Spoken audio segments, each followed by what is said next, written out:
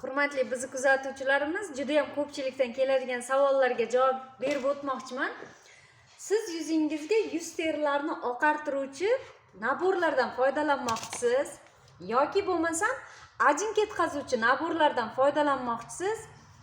Eslatib o'taman sizlarga, mana shunday brend yuzingizda zo'r effektni berib, terilarni oqartirib beradigan naborlarni ishlatishdan oldin biz terilarimizni juda ham chuqur tozalab olishimiz kerak. Nima uchun?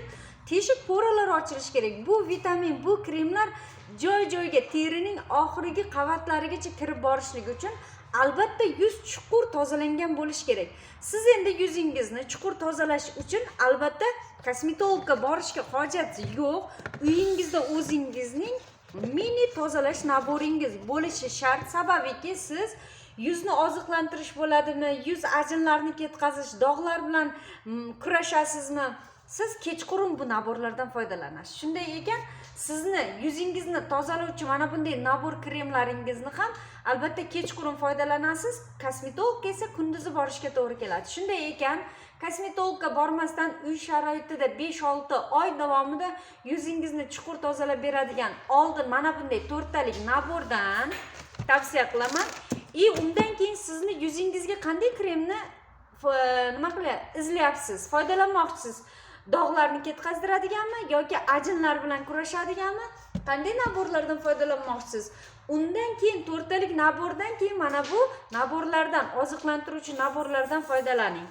Albatta biz yuzimizni, uxotni oziqlantiruvchi kremlarni kechqurun foydalanamiz. Aytib o'tganimdek, siz endi kunduzi quyosh nurlaridan, konditsioner bo'ladimi, hattoki mana shu lampadan tarilayotgan nurlardan ham siz yuzingizga ajinlarni tushirib olishingiz mumkin, dog'larni tushirib olishingiz mumkin.